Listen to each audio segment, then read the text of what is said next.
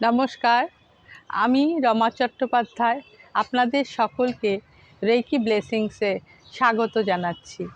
আজ আপনাদের জন্য নিয়ে এসেছি একটি নতুন বিষয় নিয়ে আজ আপনাদের জানাবো এবং সেই বিষয়টি হলো এনার্জি সাকার। আমাদের এই রেইকি সমস্তটাই হলো একটা এনার্জি সায়েন্স। আমরা যে কাজ করি তাতেও আমাদের এনার্জি প্রয়োজন। এই এনার্জি নিয়েই আমরা সারা দিন নানান কাজ করে যাই। সেই জন্য এনার্জিটা আমাদের জন্য প্রচণ্ড ইম্পর্ট্যান্ট একটা জিনিস। এবার আপনি যখন এই এনার্জিটাকে লস করবেন, যখন আপনার এনার্জিটা কিছু মাত্রায় লো হয়ে আসবে, ঠিক তখনই আপনি বুঝবেন যে আপনার এনার্জিটাকে চুরি করা হয়েছে, চুষে নেওয়া হয়েছে আপনার এনার্জিটাকে।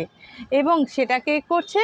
সেটা আপনার পরিবারের কেউ হতে পারে, বা তার আশেপাশে পরিবেশের সমাজের কোনো ব্যক্তি হতে পারে, যারা এই ধরনের এনার্জি সাকার হন, অর্থাৎ অন্যের এনার্জিটাকে তারা খুব ভালো মতো নিয়ে নিতে পারেন। এবং তার ফলে আপনার মনে হয় এনার্জিটা একদমই নেই, কোনো কাজ করতে আপনার ভালো লাগছে না, আপনি কোনো কিছুতেই এনার্জি পাচ্ছেন না। কিন্তু কিছুক্ষণ আগেও আপনার এনার্জিটা শুষে নেওয়ার কিছুক্ষণ আগেও হয়তো আপনি এরকমটা ফিল করেননি। তাহলে আপনি তখন কি করবেন?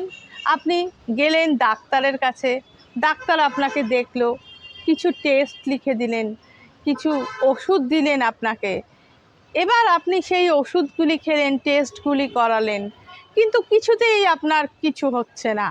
আপনি যেমনটা ছিলেন ঠিক তেমনটাই রইলেন। আপনার মধ্যে কোনো উন্নতি, কোনো অগ্রগতি ওষুধ খাবার ফলে, টেস্ট করানোর পরে কিছুই আপনি ফিল করতে পারছেন না।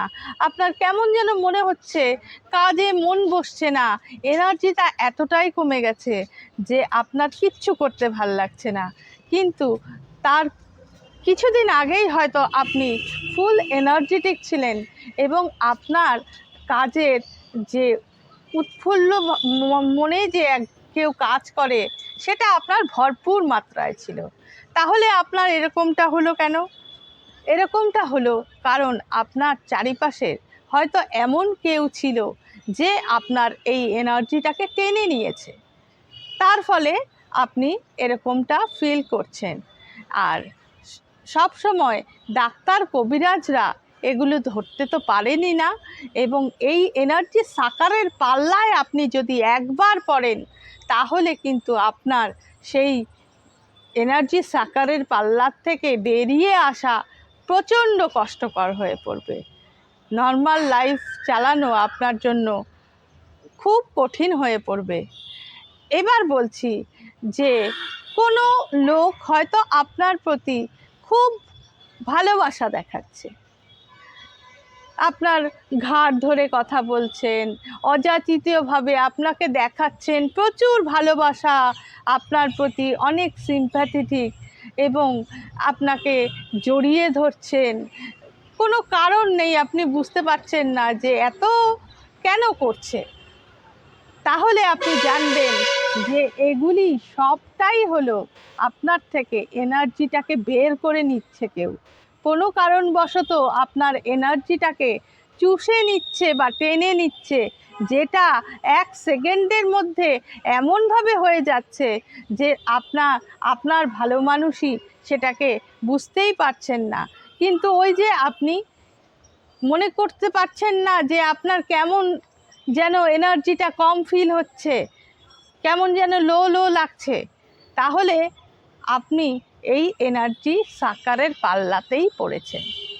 এবার বলবো, কেউ হয়তো খুব ভালোবেসে আদর করে আপনার জন্য কিছু রান্না করে নিয়ে এলো। এবার আপনি ভাবলেন এত সুন্দর করে রান্না করে নিয়ে এসেছে, আপনি ভালো করে বসে চেটে পুটে সেটাকে খেলেন, বেশ ভালো লাগলো আপনার। কিন্তু আপনি জানবেন সব মানুষের ভাইব্রেশন কিন্তু সমান নয়। যে লোকটি আপনাকে সামনে ভালোবাসা দেখাচ্ছে, তার ভাইব্রেশন আসলে কেমন সেটা কিন্তু আপনি জানেন না।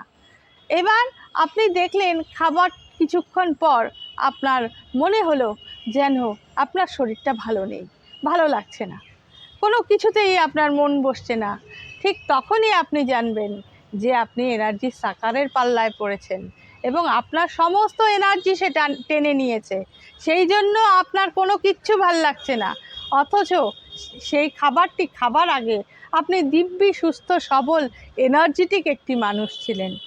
এবার বলি, আপনারা হয়তো লক্ষ্য করেছেন যে আমাদের মঠে যে মহারাজজিরা, যে সাধু সন্তরা থাকেন, তারা কিন্তু তাদের অরাকে সুরক্ষিত রাখার জন্য কোনো মানুষকে তাদের পায়ে ছুঁয়ে প্রণাম করতে দেন না। তাদের গায়ে কিন্তু কেউ হাত দিতে পারেন না, কারণ তারা নিজেদের অরাটাকে খুব শক্তিশালীভাবে গড়ে তুলেছেন এবং সেটাকে প্রোটেকশন দেওয়ার জন্যই কিন্তু তারা এটা করেন। কারণ তাদের দিকে কে কোন ভাইব্রেশন দিচ্ছে সেটা তারা জানেন না এবং সেই জন্যই তারা এরকম করেন। আপনি যখন কাউকে প্রণাম করবেন তখন কিন্তু সেই প্রণাম করছে যখন আপনাকে কেউ, তখন তার গুণগুলি, আপনার গুণগুলি কিন্তু তার মধ্যে চলে যাবে এবং তার যে নেগেটিভিটি আছে সেটা কিন্তু আপনি নিতে বাধ্য। এবার কেউ যদি পায়ে ছুঁয়ে প্রণাম করে, তার মানে কি আপনার গুণগুলি তার মধ্যে চলে যাচ্ছে এবং তার নেগেটিভিটিগুলি আপনার মধ্যে আসছেন।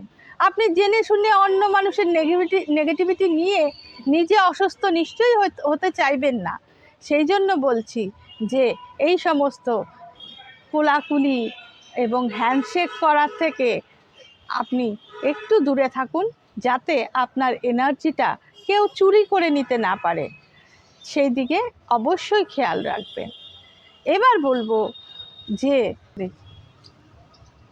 এবার বলছি, আমরা যারা হিলিং করি, আমরা যারা হিলিং প্রফেশনে আছি, তাদের জন্য কিন্তু খুবই সমস্যার ব্যাপার হয়ে দাঁড়ায় যখন আমরা বিভিন্ন লোককে হিলিং করি এবং তাদের যে নেগেটিভিটিগুলি সেগুলি যদি আমাদের মধ্যে চলে আসে, তাহলে কিন্তু আমাদের খুব গুরুতর ক্ষতি করতে পারে।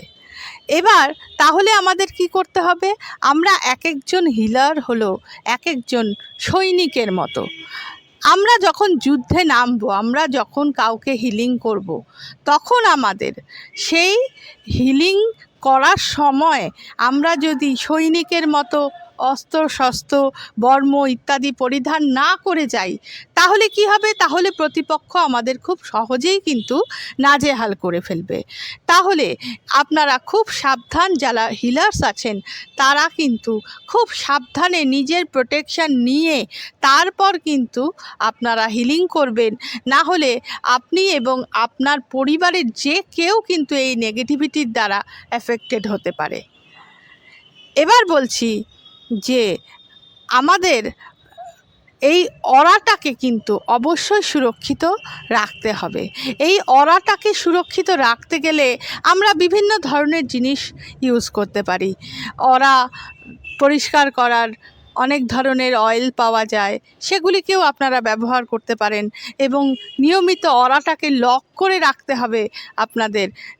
যারা হিলার্স আছেন তারাও এই পদ্ধতি অবলম্বন করেন, তাহলে কিন্তু আমরা খুব সহজেই এই প্রোটেকশানটা নিজেদের এবং নিজেদের ফ্যামিলির জন্য আমরা কিন্তু নিতে পারবো।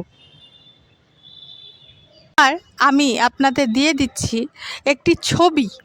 এই ছবিটিকে প্রিন্ট আউট করে আপনারা নিজেদের ঘরের মেইন দরজার সামনে কিংবা দরজার আশেপাশে কোথাও কোনো দেওয়ালে যদি টাঙিয়ে রাখেন, তাহলে কিন্তু আপনাদের বাড়িঘর প্রচণ্ড মাত্রায় সুরক্ষিত থাকবে।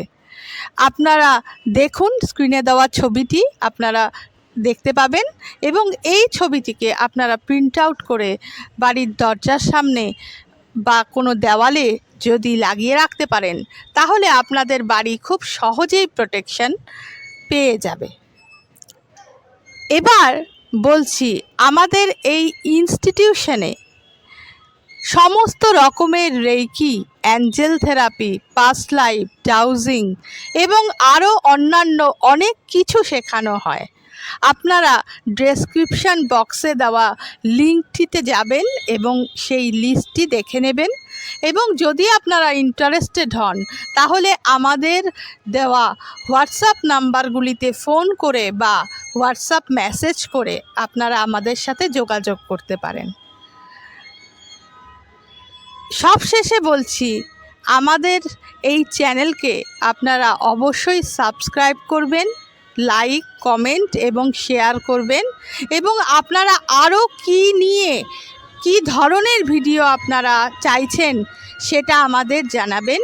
আমরা অবশ্যই চেষ্টা করব আপনাদের পছন্দের ভিডিও নিয়ে আসার। নমস্কার।